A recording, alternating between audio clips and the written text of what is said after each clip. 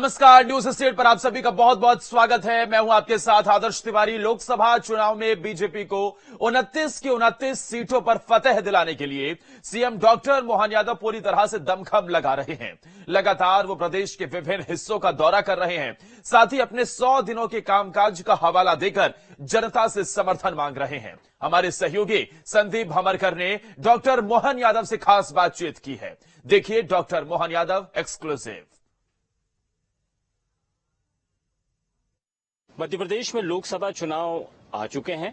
प्रत्याशियों की घोषणा बीजेपी ने कर दी है। कांग्रेस अभी पीछे है। कांग्रेस का प्रचार अभियान शुरू होना बाकी है, लेकिन मुख्यमंत्री डॉक्टर मोहन यादव ने प्रचार अपना शुरू कर दिया है, कैंपेनिंग की। और कैंपेनिंग भी उस इलाके से जहां पर जो आदिवासी इलाका है, जो आदिवासी बाहुल्य इलाका है, इस इलाके में पहुंचकर आदिवासियों के बीच बैठकर अपने नेताओं के साथ में रणनीति बनाकर ऐसा लग रहा है कि शायद डॉक्टर मोहन यादव ने संगठन के नेताओं को कुछ साधना शुरू कर दिया, उनसे बातचीत का सिलसिला शुरू किया। डॉक्टर साहब से बात करते हैं। डॉक्टर मोहन यादव जी हमारे साथ मौजूद है। चुनावी कैंपेन से सारा थोड़ा वक्त आपके लिए आपने हमारे लिए निकाला, बहुत बहुत धन्यवाद आपका। बहुत धन्यवाद। सबसे पहले मैं ये जानना चाहूंगा सर कि कांग्रेस को आप ही कहते हैं कि वो तो बहुत पीछे है, चुनावी अभियान पे पीछे है, प्रत्याशी घोषित नहीं कर पा रहे, और आप ऐसे बीच में जनता के बीच में जा रहे हैं, पूरी ताकत झोंक दी है।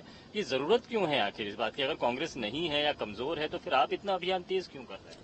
देखिए, भारतीय जनता पार्टी का हर एक कार्यकर्ता वो कोई कांग्रेस को देख के सक्रिय नहीं होता है। हमारी अपनी रणनीति है, हमारी अपनी जनता से जुड़ाव है, हमारा अपनी कार्य पद्धति, हम अपने उस काम को करने के तरीके के लिए सिद्धस्त हैं। इसी कारण से जो हमारे दैनंदिन के कार्यक्रम है, उन कार्यक्रमों में हम सब लोग लगे हुए हैं। ये अलग बात है कि चुनाव दुर्दलीय व्यवस्था होने से कांग्रेस सामने आती है, कांग्रेस के प्रत्याशी आते हैं, कांग्रेस की वर्किंग होती है, लेकिन अब ये धीरे धीरे कांग्रेस और रसातल में जा रही है और दिनों दिन इसकी हालत खराब हो रही है। अभी तो ये विधानसभा के समय में जो 163 की हमारी जीत हुई है, उसी के झटके से उबर नहीं पाई है। लोकसभा के लिए तो अभी मन मस्तिष्क तैयार नहीं, क्योंकि आम जनता का जो एजेंडा आया है, माननीय मोदी जी का सामने नाम है।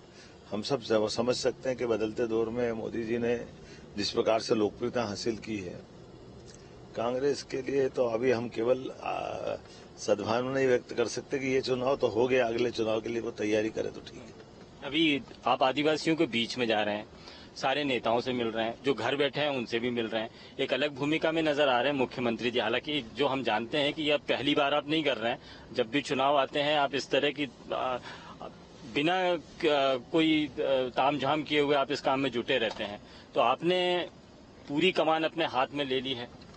देखिए, कमान तो जो हमारी चुनाव संचालन समिति उसके पास है, और चूंकि मेरी भूमिका सरकार के मुखिया होने के नाते से अध्यक्ष की भूमिका अपने संगठन की व्यवस्थाओं को चलाने की है। प्रत्याशी अपने जिले के अलग अलग पदाधिकारियों के साथ, उनके लोकसभा संयोजक, लोकसभा प्रभारी के साथ वो चुनाव लड़ने में लगे हैं। तो स्वाभाविक रूप से हमारे अपने प्रत्याशियों ने नामिनेशन फॉर्म भी जमा कर दिया है, नामिनेशन फॉर्म की रैलियां निकलने लग गई है। तो जनता के बीच में जुड़े हुए ऐसे उत्सव में हम सम्मिलित होकर के जनता के बीच, चूंकि भाजपा की गहरी पेट है, ऐसे में हमारा जाना जरूरी है।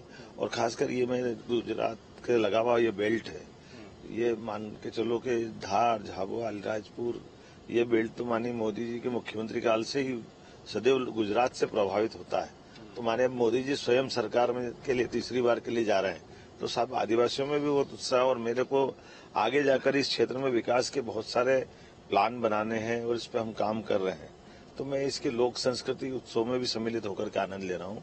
होली के इस अवसर पर भगोरिया निकालने की जो परंपरा है, वाकई वो हमारी बहुत अद्भुत परंपरा है, और एक पूरा समाज, गांव अपने फालिये छोड़ करके जिस प्रकार से भाड़ बाजार में सज धज के आते हैं और ये भगोरिया का आनंद लेते हैं, वाकई छठा देखने लायक है। आपने तो भगोरिया को पूरे देश का त्योहार बना दिया। आपने भगोरिया पर पूरे देश को बधाई दी है, और खुद भगोरिया के रंग में नजर आए। जैसा आदिवासी नाच कर रहे थे, आप भी उनके साथ में थे कि आपने भी उनके साथ में ढोल बजाए? बिल्कुल। ये तो चूंकि जब जनता के साथ अपन जाते हैं तो जनता के उत्साह में शामिल होना ही है, जनता की अपेक्षा भी होती है और लीडर का फर्ज भी होता है। स्वाभाविक रूप से मैंने उसका आनंद लिया। और ये बात आप देखिए, छोटे छोटे जवान, बच्चे बच्ची से लेके बड़े से बूढ़े सब उस रंग में लगे रहे। बच्चे से लेकर बूढ़े तक अगर किसी त्योहार का मजा लेते हैं। और कितने अनुशासित ढंग से इतनी बड़ी भीड़ ऐसे आती है और ऐसे उत्सव में अपना खुद का वाद्य, अपनी खुद की टीम, अलग अलग वेशभूषा।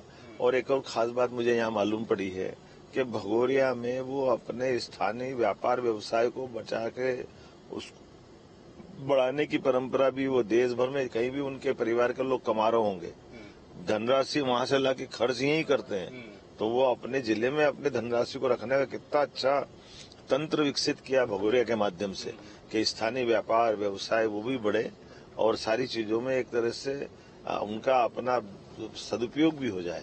तो ऐसे में सरकार का फर्ज बनता है कि इसी में से आगे की भविष्य के विकास की रास्ते भी खोजे और ये उत्सव संस्कृति के माध्यम से जो उनने अपनी संस्कृति में मान बढ़ाने का काम चालू किया है, ऐसे उत्सव को हमारे कल्चर डिपार्टमेंट से जोड़ करके कुछ अच्छा प्लान करने की आवश्यकता भी है। वही मेरा सवाल मैं उसी पर आ रहा था, क्योंकि उज्जैन से जब बात शुरू हुई तो उज्जैन में आप यूडीए के चेयरमैन रहे, आप पर्यटन विकास निगम के चेयरमैन रहे, आपने अलग अलग मंत्री रहते हुए जिम्मेदारी निभाई और आपने उज्जैन मालवा की हिडन चीजों को अपने विभागों के जरिए, अपने दायित्वों के जरिए आपने बाहर निकाला। अब ऐसा लग रहा है जैसे विक्रम संवत, वैदिक घड़ी जैसी चीजें आ रही हैं सामने, हिंदी लौट आ रही है, संस्कृति लौट रही है मध्य प्रदेश में, इस तरह का मैसेज जा रहा है। तो भगोरिया को लेकर भी आपका कोई प्लान है क्या? ये भारत का त्योहार मध्य प्रदेश में बनने वाला है? निश्चित रूप से भगोरिया पर्व तो ये पूरे देश का क्या दुनिया का ध्यान आकर्षित करने वाला त्योहार है। सरकार केवल सपोर्ट करे और मुझे इस बात की संतोष है कि मैंने आते ही तीसरे महीने में इस भगोरिया में स्वयं शिरकत करके उस मर्म को समझने का प्रयास किया। वो मेरी निगाह गई है कि सरकार को इसके जो प्रबंधन है उसमें अपना हाथ बढ़ाना चाहिए। इस त्योहार के माध्यम से हम अपनी आदिवासी कला, संस्कृति, सभ्यता को दुनिया के सामने भी ला सकते हैं और कितने अनुशासित ढंग से वो पूरा आयोजन होता है। और अभी लगभग पूरे हफ्ते भर ये जो कार्यक्रम चलता है कि लोग अपनी फसल काट करके अपनी जिंदगी का अधिकतम क्षण नाच गाने आनंद में उठाने के लिए। और देखिए आप उनको के उनके जो ग्रुप हैं 10-10, 15-15 के, वो ग्रुप में किसी की और परवाह नहीं करते, लेकिन अपने आनंद में डूब करके अपनी छोटे छोटे वाद्य हैं, ढोल है, थाली है, वो बजा करके डूब करके आनंद के साथ पूरे परिवार को बाजार संस्कृति से परिचय करा रहे हैं, उनको समाज जीवन से जोड़ रहे हैं। सरकार के विभिन्न अंगों को माध्यम से अपने परिवार में भविष्य में जो पीढ़ियां बनकर तैयार होने वाली है उससे परिचय करा रहे हैं। एक आर्थिक तंत्र को मदद कर रहे हैं जिसके माध्यम से उनकी अपनी उन जगहों से पहचान हजारों साल से है। तो ऐसे में आने वाले समय में जब नर्मदा के पानी से पूरा क्षेत्र हम सरसब्ज करने वाले हैं तो आर्थिक संपन्नता भी आएगी। तो ये ऐसे में इस आपाधाप की जिंदगी में मूल संस्कृति गुम नहीं हो जाए, इसको बचाए रखने की हमारी जवाबदारी है। फिर ये निर्मल मन से और कम खर्च में बहुत अच्छी जीवन शैली को अपनाने वाले आदिवासी कला संस्कृति के लोग हैं, लेकिन वीरता के मामले में इनका कोई मुकाबला नहीं है। और ऐसी उतनी उदारता के साथ के कोई छोटी से छोटी या बड़ी से बड़ी चीज कोई मांगता है तो प्रेम से दिल को जान देने को तैयार है, लेकिन कोई दुश्मन रखे तो आंख निकाल लेने में उनकी हिम्मत रहती। तो जो इनकी बहादुरी है, वीरता है, ऐसे कई गुण है जो समाज के सामने आना चाहिए। सरकार काम करेगी तो बहुत सारे डिपार्टमेंट को जोड़ सकते हैं। अच्छा, आपने 100 दिन से हम देख रहे हैं, पिछले 100 दिन पूरे हुए, आपको बधाई इस बात के लिए। और लेकिन इस पूरे 100 दिनों में आराम आपने कहीं नहीं किया। आपके घर में शादी भी हुई, आपके बेटे की शादी हुई और आपने उन दिनों भी काम करना शुरू कर दिया। आज आप जब आचार संहिता में प्रशासन का कोई काम नहीं होता है तो आप संगठन के काम में लगे हुए हैं। आज भी आप आदिवासी इलाके में रुके हुए हैं, तो बहुत फोकस क्यों, इतना ज्यादा फोकस क्यों? देखो, हमारे आदर्श माननीय मोदी जी है, हमारी पार्टी के सारी पद्धति है जिसके आधार पर हम लोग काम कर रहे हैं। तो हम इस बात के लिए सौभाग्यशाली हैं कि हमारे आदर्श प्रधानमंत्री हैं। हम सबको काम में लगना चाहिए और मेरा प्रयास है कि हमारे जितने काम हम करते हैं उतने ही काम की और गुंजाइश निकलती है। खास करके इस बात के लिए मैं व्यक्तिगत कई सारी चीजों को लेकर मोदी जी को सामने रखता हूँ, माननीय अमित शाह जी को सामने रखता हूँ, नड्डा जी को रखता हूँ, जिन्होंने ऐसे कई आदर्श दिया। बताइए, हमारे गृह मंत्री जी के परिवार में एक कमी हुई, उनके परिवार के सदस्य नहीं रहे, एक दिन का शोक था, दूसरे दिन से माननीय गृह मंत्री जी मैदान में आ गए। ऐसे अगर हम शुचिता के मामले में ध्यान रखें तो बच्चे की शादी हर परिवार में होगी, बच्चे की शादी, बच्चे में शादी में क्या है, लेकिन बच्चे की शादी को जब मुख्यमंत्री बन जाए तो बहुत बड़ी पर करना ये भी कोई तुक नहीं है। तो हम जनता में अगर मितव्ययिता का संदेश देना चाहते हैं, सादगी का संदेश देना चाहते हैं, तो हमको आदर्श खुद को बनना पड़ेगा। स्वाभाविक रूप से हमने 100-150 लोगों में परिवारों ने मिलकर 2 दिन में पूरी शादी होगी, तो अनावश्यक खर्चा बचता और लोग इस रूप में देखते हैं कि जो बड़े लोग अगर दिखावा करते हैं तो छोटे लोग सीखते हैं। तो हमको आदर्श तो बनना पड़ेगा, लेकिन मैं इसको कोई बहुत अपनी पीठ थपथपाने के लिए नहीं जानता। ये मेरे मन के अंदर के विचार हैं कि ऐसे जब हम राजनीतिक दल में कोई बड़ी सरकारी व्यवस्था पे पहुंच जाए तो माननीय मोदी जी आदर्श उनको सामने रखकर ऐसे कई नए आदर्श भी हम खड़े कर सकते हैं। आपके इस तरह के दौरे क्या यहाँ पर लगातार होते जाते हैं? आप तो लोगों को जानते हैं, ऐसा लग रहा है उनसे पहले से परिचित हैं। और वो देखो, मैं विद्यार्थी परिषद में लंबे समय तक काम करता रहा, जिसमें state secretary, all India secretary, उसके बाद में संघ में, फिर युवा मोर्चा में, फिर टूरिज्म चेयरमैन, फिर शिक्षा मंत्री। तो स्वाभाविक रूप से प्रवास होते हैं तो प्रवास में परिचय तो होता ही है। और हमारी पार्टी इसीलिए अपना आधार पकड़ती कि हम प्रवासी लोगों की महत्ता रहती है। मुझे इस बात की प्रसन्नता है कि इस अलीराजपुर का बेल्ट अब चालू हो गया है और ऐसे बेल्ट में भविष्य की दृष्टि से, जैसे हमने इस बार कैंडिडेट भी ये बैलेंस करते दिया कि अभी तक हमारे जो अलीराजपुर झाबुआ में आमतौर पर कैंडिडेट हमारे एक तरफ थे, ये क्षेत्र छूटता था। इस बार सब लोगों ने मिलकर कहा कि इस तरफ भी कैंडिडेट देना चाहिए, तो इस बार अलीराजपुर का कैंडिडेट दिया तो और उत्साह बढ़ गया है, उसका असर भी दिख रहा है। आपने शुरू से संगठन की बात की, आपने जहां कार्यकर्ता नहीं होते थे वहां आपने मेहनत करके कार्यकर्ताओं को बनाया, और अब हालत ये है कि जो दीगर पार्टी के लोग, या मैं सीधे सीधे कहूं कि कांग्रेस के इतने सारे लोग भारतीय जनता पार्टी में आ रहे हैं, तो आपको चिंता तो होती होगी कि एक वो लोग हैं जो शुरुआत को आप खींच कर लाए हैं, उन्होंने मेहनत करके पार्टी को बड़ा किया, दूसरी तरफ दूसरे राजनीतिक दलों के लोग भी आ रहे हैं। देखो, ये बिल्कुल कांग्रेस के लिए बड़ी बात हो सकती है, भाजपा के लिए नहीं होती। भाजपा में खास बात ये कि हमारे कार्यकर्ताओं को काम देने की आदत है, उनको जोड़ के रखने की आदत है, और इसीलिए पार्टी में नए से नया आदमी भी आता तो पार्टी की रचना ऐसी बनती है कि जैसे मैं आपको कुछ उदाहरण देना चाहता हूँ कि अभी हमने गत चुनाव में, संगठन के चुनाव में तय किया कि एवरेज 50 साल के आसपास प्रदेश अध्यक्ष होना चाहिए, 45 साल के आसपास जिला अध्यक्ष होना चाहिए और 35 साल के आसपास मंडल अध्यक्ष होना चाहिए। और इस निर्णय का पालन किया, ये पूरे देश का पहला राज्य है जिसने निर्णय का पालन किया। तो नया नेतृत्व खड़े करने के लिए ऐसे रास्ते संगठन निकालता रहता है। अभी तो निर्णय किया कई राज्यों में कि हम 2 बार से ज्यादा सांसद और विधायकों को टिकट नहीं दे रहे हैं। अभी एक निर्णय पिछली बार माननीय मोदी जी ने कराया था कि 75 के पार में टिकट में हम विचार करेंगे। बहुत असामान्य स्थिति होगी तो देखेंगे। परिवार की वंशवाद के बाद में निर्णय किया कि यद्यपि हमारे यहाँ तो 4-4 पीढ़ी हो गई एक आदमी को रहते हुए, लेकिन ये रास्ते ढूंढते हैं जिससे पार्टी चलती रहे, पार्टी की आवक बंद नहीं हो, लेकिन पार्टी की ताजगी भी बनी रहना चाहिए। और इसलिए हर कोई व्यक्ति जो जुड़ना चाहता है उसको मौका भी देते हैं। और आप तो अंदाज लगा लो, ये हमारी पार्टी है। अगर असम के अंदर आज मुख्यमंत्री हेमंत बिस्वा जी हैं और हमारे भाजपा के बड़े नेता हैं, लेकिन आप अगर वो देखो अतीत में तो काल के प्रभाव में वो किसी और दल से आए थे, तो हमको कोई फर्क नहीं पड़ता है। तो हमारे अंदर अपनी पार्टी में अगर समाहित हो गया तो वो उसको हम किसी पद पे भी बिठा सकते हैं, लेकिन अगर पद नहीं हुआ तब भी वर्षों तक जोड़ के रखती हैं, उसमें कोई गलत नहीं। क्योंकि हमारे यहाँ पद या सरकार के प्रतिनिधि बनना ये लक्ष्य नहीं है।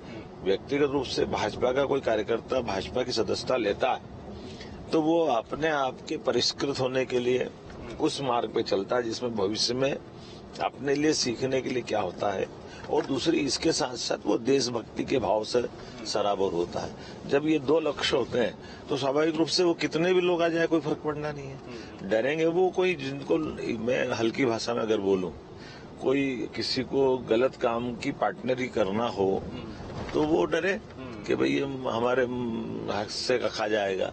जहाँ तो घर फूक तमाशा देगी ये पार्टी, तो कबीर खड़ा बाजार में मांगे सबकी खैर, जो घर फूके आप ना चले हमारे साथ। इस टाइप की दुनिया है कि जहाँ तो जो अपना घर फूक करके पार्टी का साथ देना चाहते हैं, पार्टी उससे चलती है। और हमारी एक और आपको भी गौर करना, भारतीय संस्कृति त्यागमय संस्कृति है।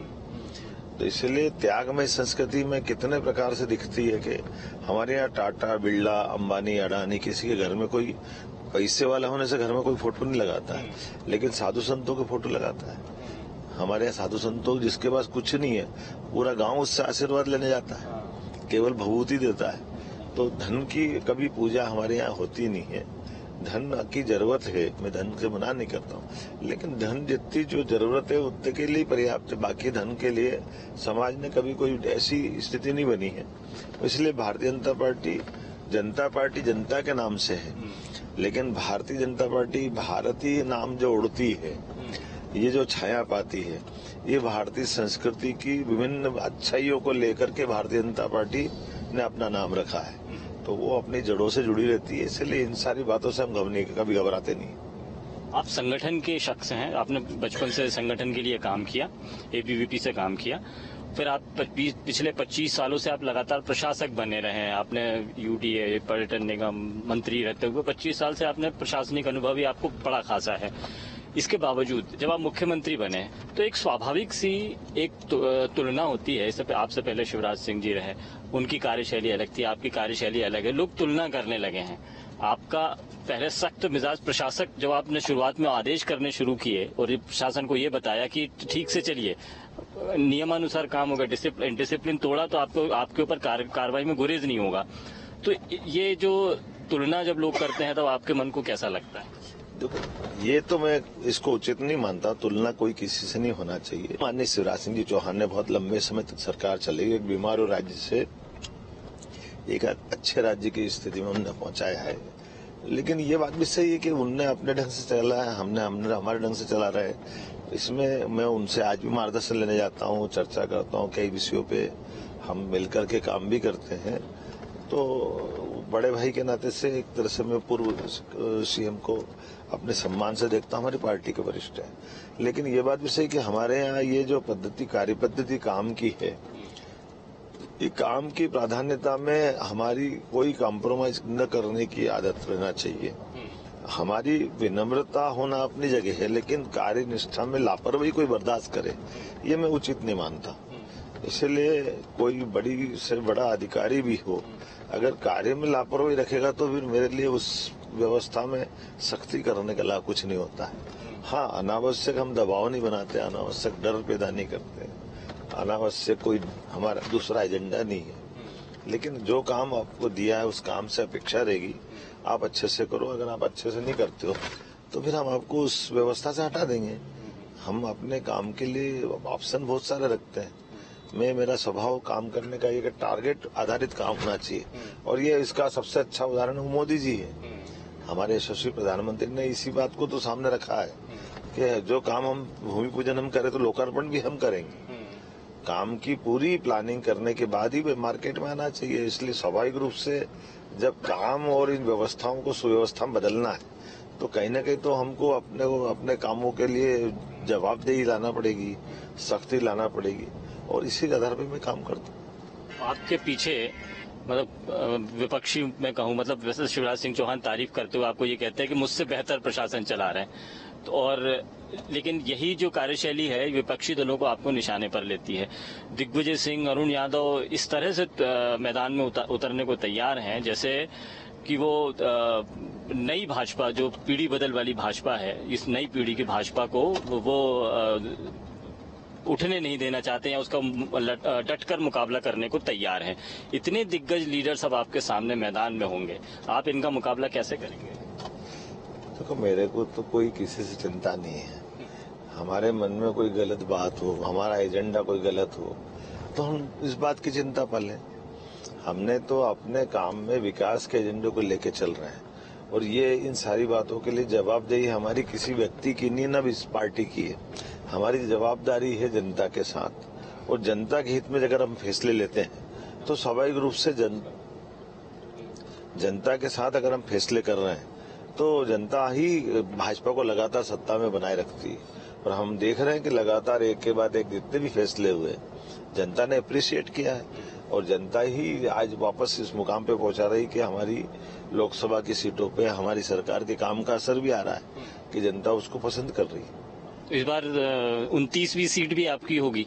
अब जिस दिन से कांग्रेस के लोग अपनी पार्टी छोड़ के हमारे पास आ रहे हैं, यहाँ तक कि हमको सिलेक्ट करके लेना पड़ रहा है, तो वो अपने आप ही बता रहे हैं कि छिंदवाड़ा कहाँ जा रहा है।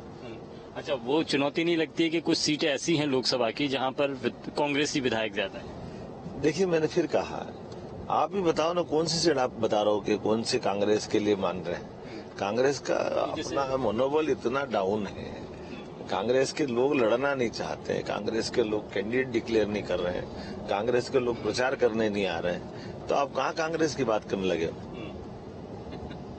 आप बिल्कुल मान ही नहीं रहे के मुकाबले में। मैं क्या करूं? दूसरी तरफ आपकी तैयारी इतनी ज्यादा, ऐसा लगता है कि कहीं ना कहीं चुनौती तो है, क्योंकि आप कार्यकर्ताओं से घरों पर मिलने जा रहे हैं, मुख्यमंत्री जी घर पर जा रहे हैं कार्यकर्ताओं से उनके। हमारी शैली है कि हमारी, जैसे अभी मैं राणापुर के कार्यक्रम में गया हूँ।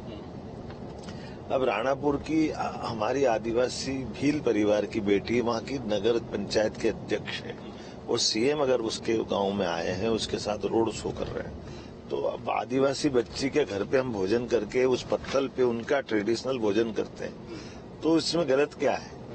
वो जीवन भर वो घटनाक्रम को याद करेगी, और हमको भी मालूम पड़ना चाहिए कि हमारे आदिवासी भाई बहन के साथ में भोजन करने का उनकी अच्छाई और उनकी कमजोरियां वो हमको निगाह में आती है, तो स्वाभाविक रूप से आत्मीयता बनती है।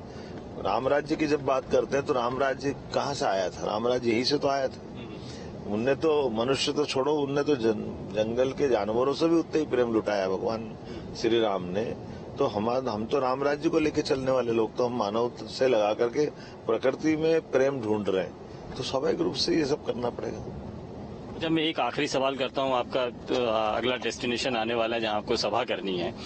यहाँ अब सवाल मेरा ये है कि होली का त्योहार है, आपका जन्मदिन भी है और 100 दिन भी पूरे हुए हैं। पहले तो बहुत बहुत बधाई आपको आपके ऐसे जन्मदिन की।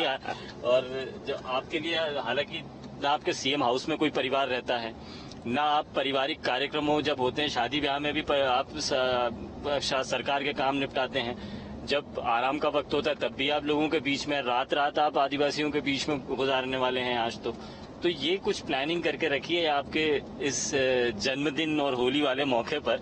बधाइयों के साथ में होगा। धन्यवाद आपको, लेकिन मैंने फिर कहा कि हम लोग काम में लगे हुए हैं। त्योहार होली का है, होली का आनंद लेंगे, जो आएंगे जन्मदिन की शुभकामना ले लेंगे, लेकिन काम तो पार्टी का करते रहेंगे। काम के मामले में कोई कॉम्प्रोमाइज नहीं, ना कोई छुट्टी है ना कोई त्योहार की छुट्टी है।